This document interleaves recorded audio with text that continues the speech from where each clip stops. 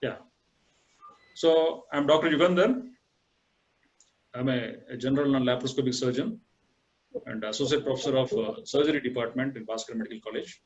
So here we have a couple of ma'ams from the prestigious Meridian School of Madhapur, and herewith we are going to have, oh my God, yeah. So we will be speaking on the precautions to be taken by the school children Yes. during this Corona time. Yes. So welcome, ma'am. Please shoot some questions. How does the coronavirus spread? And it's the same with the children and with the adults. Yeah. So the coronavirus doesn't know the age, the gender, and place. The mode of spread of this virus is uniform. It doesn't discriminate whether it's a child, adult, or not. But very interestingly, children have very good immunity against this virus. But it doesn't mean that they won't get affected. They do get affected. But because adults have so many types of comorbid conditions like diabetes, hypertension, lung problems, especially in smokers, and all these type of problems do not exist in children to a greater degree, though there are few kids who do suffer from some type of diabetes and all, but compared to the adults, it is quite marginal or very much low. So for these reasons, corona's lethal effect will not be there in children. But it doesn't mean that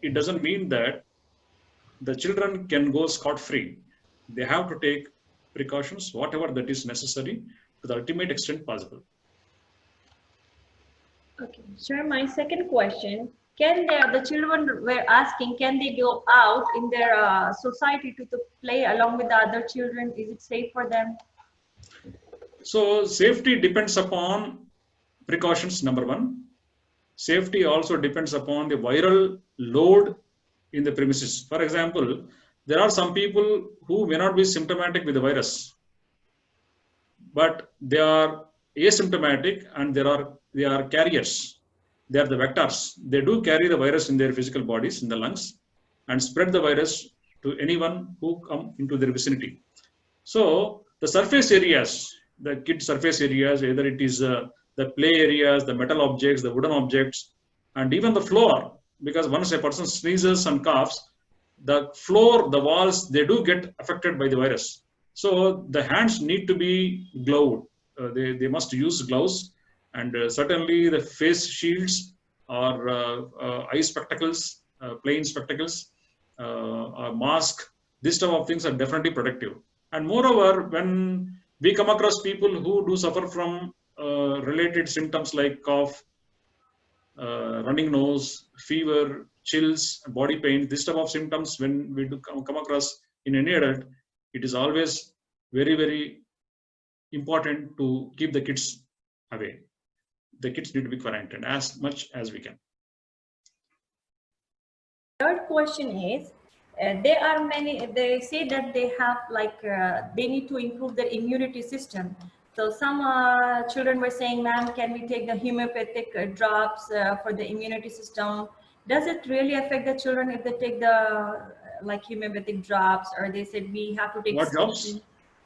Homeopathic drops, homeopathy medicine. Homeopathy medicine, okay. Yeah.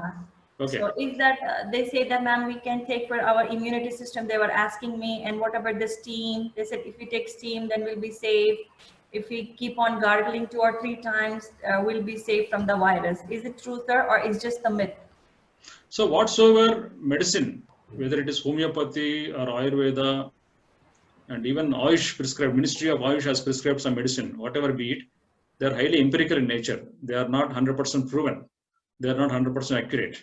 So they are highly empirical. Empirical means these are the medicine which works on belief basis, of course on therapeutic basis as well, but those drugs whose mechanism of action is not totally proven and still used, still in vogue, they are called empirical medicines. So homeopathy or Ayurvedic medicine or any other preparations, even some people are taking warm water or vegetable soups, some type of vegetable soups, herbal soups. So they are highly empirical nature. We don't know. So as allopathy doctor and following the ICMR, Indian Council of Medical Research guidelines, following WHO guidelines, there are no proven anti-corona agents till date.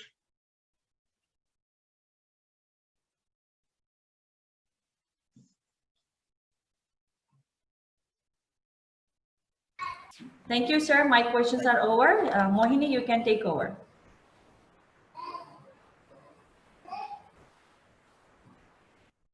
Yes, please. Hello, sir. Yes, please. This Yes, is ma'am. Mohini, ma'am. So I would like to put a question like, as we all know, rainy season is here. So what precautionary measures should we be taken to keep ourselves safe from corona? So any season is a season for corona as of now. So the same precautions which we have taken during the summer season, we need to take during rainy season as well, with even more care. The hands need to be washed whenever we touch any surface area outside the home or outside acclimatized areas.